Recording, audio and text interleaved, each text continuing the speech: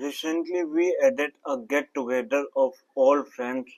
We are a group of women who have known each other since the time where we were little girls. We began meeting before we were married. We kept up the practice after our marriage and after becoming mothers. And now we meet at our children's wedding.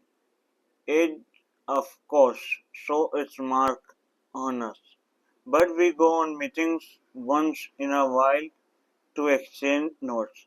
Sometimes one us joins the gets together after a gap of several years. But we quick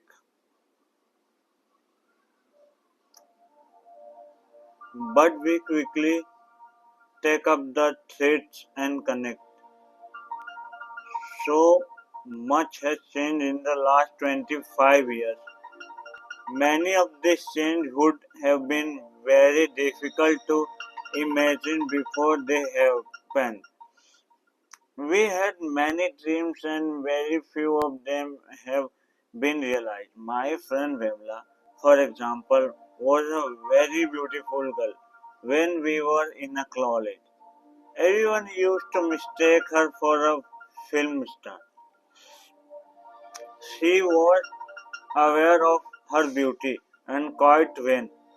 When we met after 25 years, I could not believe that the woman in front of me was Vimla. Where had her long jet black hair gone? Where was the perfect complexion? She looked like a barrel with wrinkles all over. Her hair was grey, thin, and cut short. She talked philosophically. Beauty is impermanent.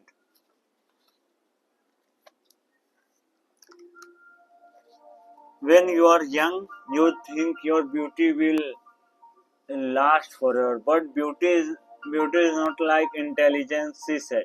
Intelligence people remain intelligent forever.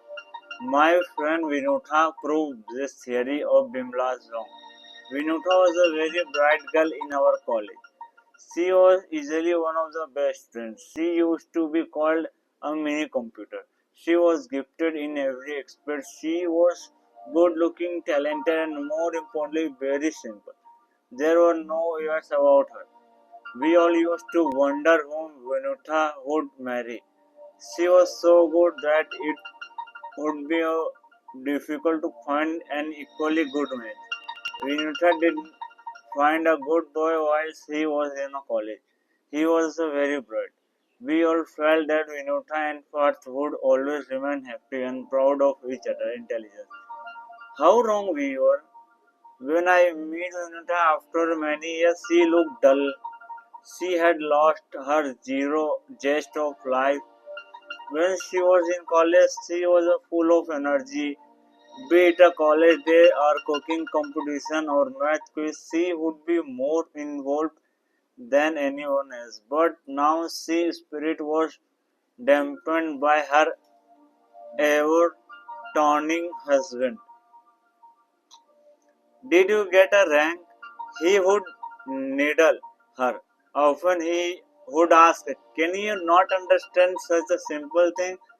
Or he would challenge, let us see how much time you take to solve this problem and how much time I take. Vinutha began to feel that it was a curse to be so bright. Our society is strength. The woman always enjoy her husband's glory and fame, but the reverse is seldom true. Rarely do men appreciate their wife's talents. Ratna, on the other hand, was very ordinary girl.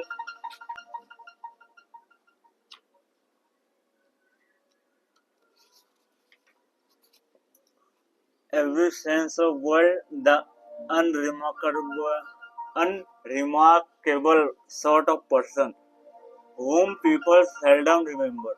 She graduated, married, and settled down like most of our middle class or lower class people do.